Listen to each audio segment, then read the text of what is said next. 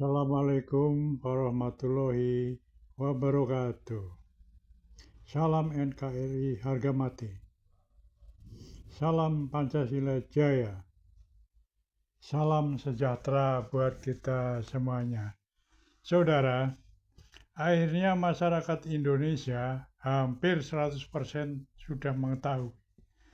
Sudah tahu bahwa kaum Balawi yang mengaku-ngaku cucu Nabi itu tidak benar sama sekali. Itu hanya klaim satu pihak mereka saja. Setelah didesak, diminta buktinya, mereka tidak bisa membuktikan. Jelas sekali ya, dari unsur genetika nggak masuk, dari unsur sejarah nggak masuk. Tidak ada yang masuk sama sekali. Dari filologi tidak masuk. Apalagi yang lagi parah lagi ya, dari DNA aja. Mereka ribuan bahkan jutaan alasan tidak mau tes DNA. Itu bukti yang terang benderang bahwa mereka itu bukan keturunan Nabi. Hanya mengaku-ngaku saja. Bahkan disinyalir mereka adalah keturunan Yahudi Askenazi. Gila nggak itu? Ini kita sudah dibohongi ratusan tahun. Dan anehnya, mereka tuh tidak takut dosa. Ya, bahwa di akhirat kelak itu dipertanyakan. Untuk itu, ayo kita lihat videonya. Assalamualaikum beres, selamat datang kembali di Guru Gembel Channel. Seorang ulama bernama Imaduddin Usman dari Banten itu kemarin melakukan sebuah kajian dan penelitian ilmiah terhadap silsilah para habaib di Indonesia. Apakah mereka memiliki hubungan keturunan dengan Nabi atau tidak? Setelah menelusur berbagai kitab-kitab silsilah, ada 9 kitab yang ditelaah dan ada beberapa yang lainnya yang merupakan pemandu dan pendamping. Akhirnya beliau memberikan kesimpulan bahwa silsilah para habaib itu terputus kepada Nabi Muhammad atau tidak valid atau tidak ilmiah atau kemungkinannya sangat kecil untuk benar-benar tersambung. Nah, karena itu maka beliau menyarankan agar para habaib itu melakukan tes DNA saja untuk membuktikan garis keturunan itu. Nah, ini kemudian ditanggapi dengan agak berang oleh Pak Habib Bahar bin Smith. Beliau mengatakan, saya boleh aja untuk menerima tantangan tes DNA, tapi ada 2 syarat. Salah satu syaratnya itu adalah bongkar makam Nabi Muhammad, ambil sampel darahnya, kemudian tes DNA bareng sama saya, nyambung atau enggak gitu ya. Saya sih sebenarnya agak keberatan dengan ini. Kenapa seperti itu? Ya maksudnya gini, kalau Habib Bahar itu memang tidak mau tes DNA, ya udah nggak mau, selesai di situ, nggak apa-apa gitu. Nggak usah sampai menghina dan menistakan Nabi Muhammad. Kan dalam Islam membongkar makam kemudian ngambil sampel darah atau hal yang semacam itu kan sebenarnya adalah penistaan terhadap jenazah, dan sesuai syariat Islam itu nggak boleh, itu terlarang keras. Nah, ini kenapa malah membuat syarat yang begitu tidak mungkin dilakukan oleh kaum muslimin di seluruh dunia. Nggak akan ada kaum muslimin di seluruh dunia yang memenuhi syarat itu, karena nggak akan ada mau menistakan Nabi Muhammad gitu. Kenapa? Kalau nggak mau ya nggak mau, kenapa harus menistakan juga sebagai persyaratannya gitu. Lagian Pak Habib Bahar bin Smith kemudian mengatakan bahwa orang-orang yang meragukan silsilah habaib di Indonesia itu kalau tidak orang Yahudi, orang sesat, ya orang anak zina gitu. Dia akan mengatakan seperti itu. Ya nggak usah juga disebutkan seperti itu, tapi ya udahlah, nggak apa-apa lah ya. Kalaupun Habib Bahar bin Smith tidak mau tes DNA, maka ada yang mau ternyata, yaitu Najwa Shihab. Mbak Nana itu tahun 2019 dites DNA oleh seorang pakar genetika di Indonesia, yaitu namanya adalah Ibu Dr. Herawati Sudoyo. Nah, hasil dari tes DNA itu menunjukkan bahwa ternyata Najwa Shihab itu kecil kemungkinan berasal dari silsilah Nabi Muhammad. Kenapa seperti itu? Karena 50% DNA-nya justru berasal dari Asia Tengah, Asia Selatan, dalam hal ini adalah India. Jadi beliau keturunan India ya 50%-nya. Kemudian sekitar 20%-an itu adalah keturunan dari Afrika Selatan, suku Berber, Afrika Utara, suku Berber. Kemudian berikutnya sampai keturunan Arab itu hanya 2,2% gitu. Jadi keturunan Arab aja hanya 2%, keturunan Nabi kemungkinannya menjadi jauh lebih kecil dari itu. Nah, Ya kalau Ibu Najwa Shihab, Pak Quraisy Shihab dan sebagainya kan sebenarnya nggak jadi masalah. Tetapi kemudian kan banyak juga akhirnya yang menentang penelitian ini, yang menganggap begini dan begitu. Ini kan masalahnya silsilahnya sudah tertera dalam Rabithah Alawiyah dan sebagainya.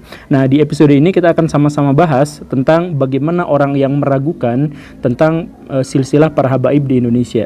Ayo selengkapnya kita mulai.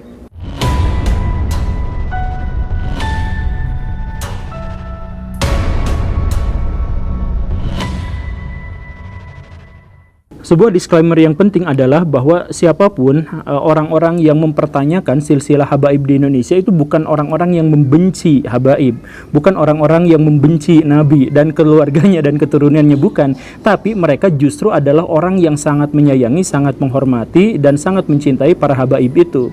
Kenapa seperti itu? Ya sama seperti kebanyakan atau seluruh kaum muslimin. Kaum muslimin di seluruh dunia itu sangat-sangat mencintai hadis Nabi, dan karena itu maka mereka harus melakukan verifikasi yang sejelas-jelasnya terhadap hadis Nabi itu, karena mereka tidak mau menyampaikan sesuatu yang diklaim sebagai sabda Nabi ternyata bukan, kan seperti itu. Karena itu rantai sanad itu menjadi benar-benar penting, menjadi benar-benar mutlak.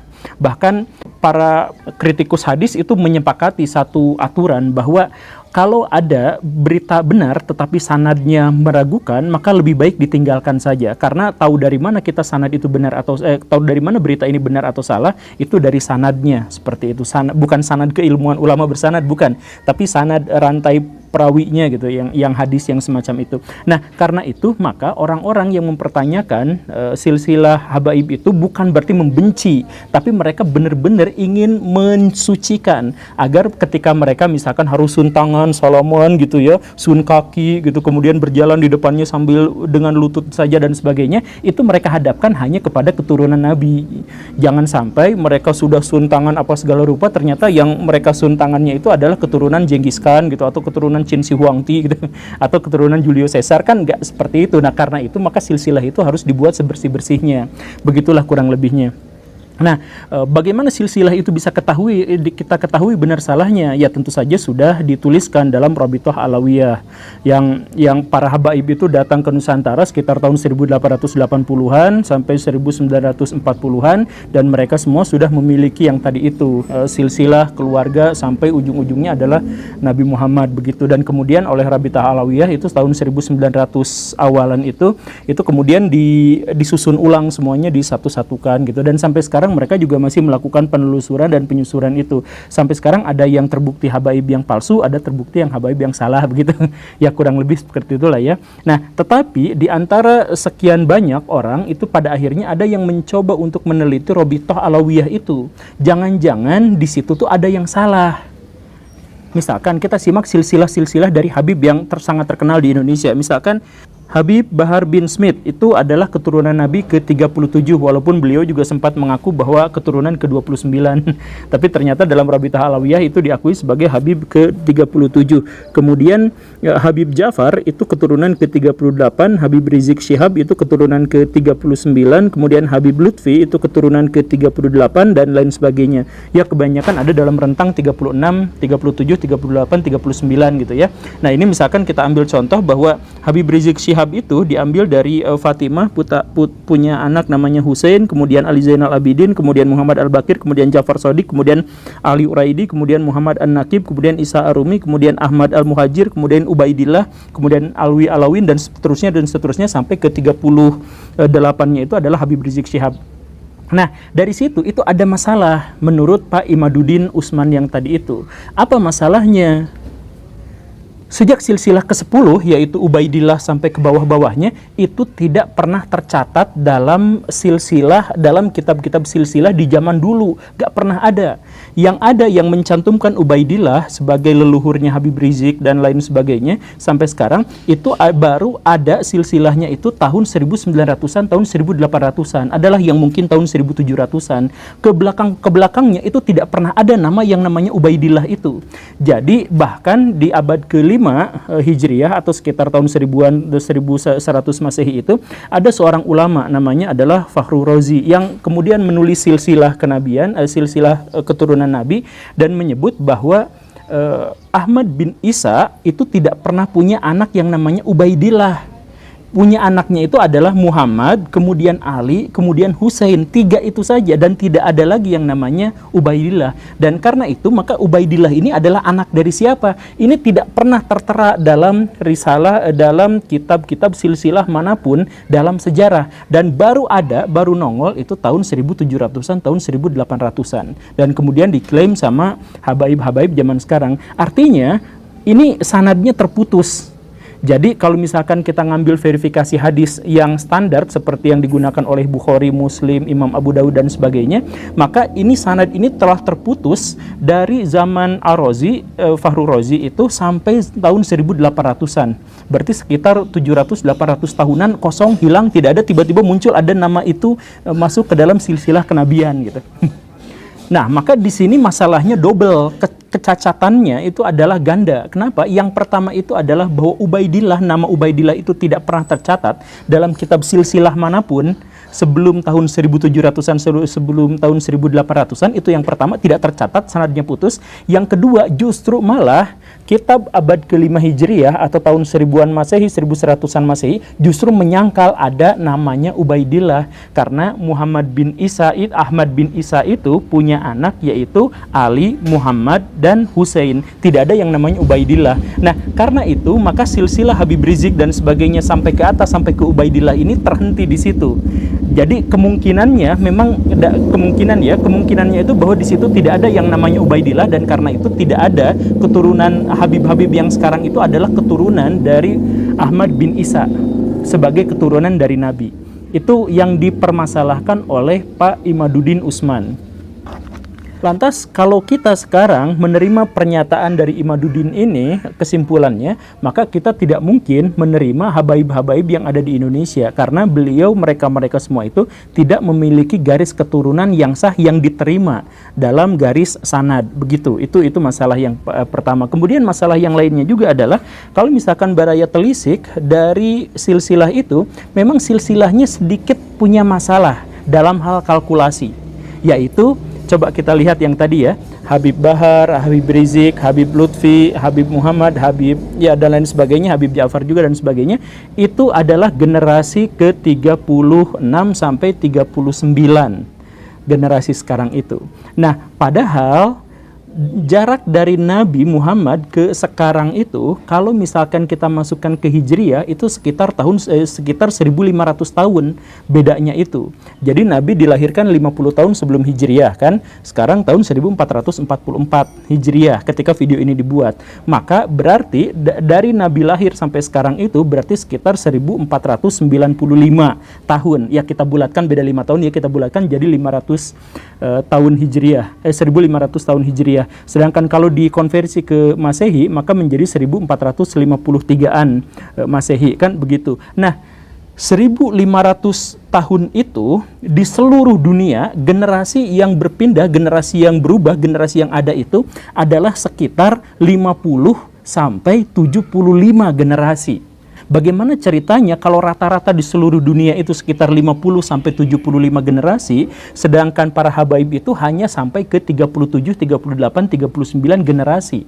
Kalau seperti ini, maka ya tetap masuk akal sih, tapi susah untuk menerimanya karena artinya rata-rata habaib itu baru punya keturunan di usia 41 tahun.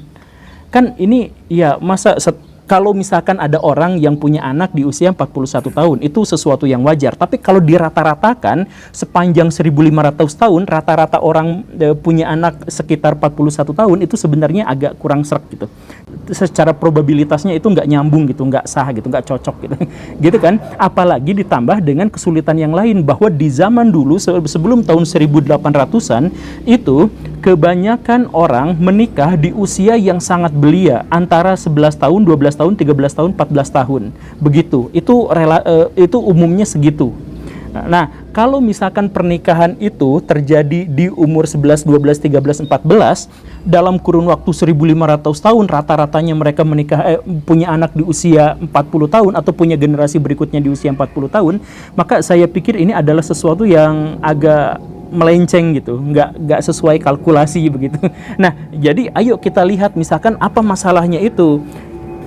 Nabi punya pelanjut yang namanya Fatimah itu ketika beliau berusia 34 tahun. Kemudian Fatimah berlanjut ke Hasan itu 19 tahun usianya. Husain ke pelanjut berikutnya yaitu Ali Zainal Abidin itu 33 tahun. Kemudian Ali Zainal Abidin ke Muhammad Al-Baqir itu 17 tahun. Kemudian Al-Baqir ke Ja'far Shadiq itu 26 tahun. Setelah dijumlah jamleh diambil rata-ratanya itu ternyata rata-rata generasi itu berpindah di usia 26 tahun. Dari satu generasi ke generasi berikutnya rata-ratanya itu adalah 26 tahun. Wajar, normal, masuk akal. Iya kan? Semuanya masuk akal. Gak ada yang sampai 40 tahun. Tetapi setelah Ahmad bin Isa yaitu Ubaidillah, nah di sini adalah masalahnya. Seperti yang tadi ya, Pak Imaduddin itu mempermasalahkan Ubaidillah itu tidak ada sanadnya, tidak ada garis silsilahnya, tidak ada catatannya. Nah, dalam kalkulasi ini juga jadi masalah ketika Nabi sampai Ja'far Shadiq katakanlah itu rata-rata 26 tahun dan itu wajar, itu masuk dalam rata-rata orang di seluruh dunia. Pada masa berikutnya dari Ubaidillah itu menjadi sangat berbeda. Misalkan Ahmad bin Isa ke Ubaidillah itu 40 tahun rentang perbedaannya. Kemudian Ubaidillah ke Ali anaknya itu 30 tahun, Ali ke Alwi 20 tahun, Alwi ke Muhammad 40 tahun, Muhammad ke Alwi generasi berikutnya itu 60 tahun. Kemudian Alwi ke Ali 20 tahun, generasi-generasi berikutnya Alwi ke Muhammad 30 tahun, Muhammad ke Ali 30 tahun, Ali ke Muhammad 34 tahun, Muhammad ke Alwi 26 tahun, Alwi ke Said Ali itu 50 tahun, Said Ali ke Muhammad generasi selanjutnya itu 55 tahun. Artinya ada di antara mereka itu yang baru punya anak setelah 60 tahun, setelah 55 tahun, setelah 50 tahun dan sebagainya. Dan ini rata-rata ke bawahnya gitu. Jadi rata-ratanya tetap selalu di atas 30 tahun. Nah, ini sebenarnya menjadi sesuatu yang agak bermasalah, menjadi sesuatu yang aneh. Ditambah lagi kalau misalkan Baraya melihat, mengecek silsilah itu, di situ selalu ada juga yang aneh, yaitu angka tahun dari kelahiran orang-orang yang tanpa sanad tadi itu, ya menurut Pak Imaduddin tanpa sanad itu selalu berangka tahun genap sempurna.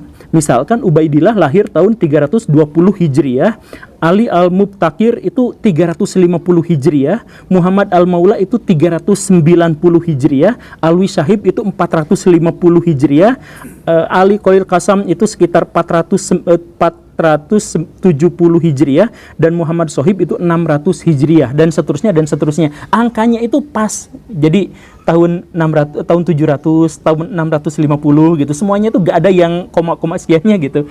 Begitupun dengan jarak antara dari ayah ke anaknya itu juga pasti genap pas gitu, puluhan gitu, nggak ada satuannya gitu. Nah, ini kan sebenarnya agak rancu, agak aneh gitu.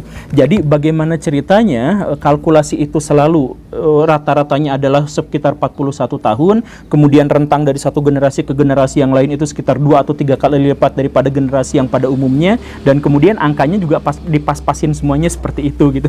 Ini saya pikir sih nampaknya juga rancu. Nah, jadi dalam hal ini maka kita menemukan ada 3 aspek yang benar-benar meragukan silsilah para habaib di Indonesia. Yang pertama itu adalah tes DNA yang menunjukkan bahwa misalkan yang marga Syihab saja sampai sekarang itu ternyata 50%-nya itu adalah DNA India. Itu yang pertama, tes DNA. Kemudian yang kedua itu adalah dari rantai sanad yang biasa digunakan oleh kaum muslimin di seluruh dunia, itu ternyata sanadnya terputus. Baru muncul tahun 1800-an, bahkan sudah dibantah sanadnya, bukan hanya terputus tapi terbantah sanadnya dari kitabnya Fahru Rozi dan kitab-kitab yang lainnya.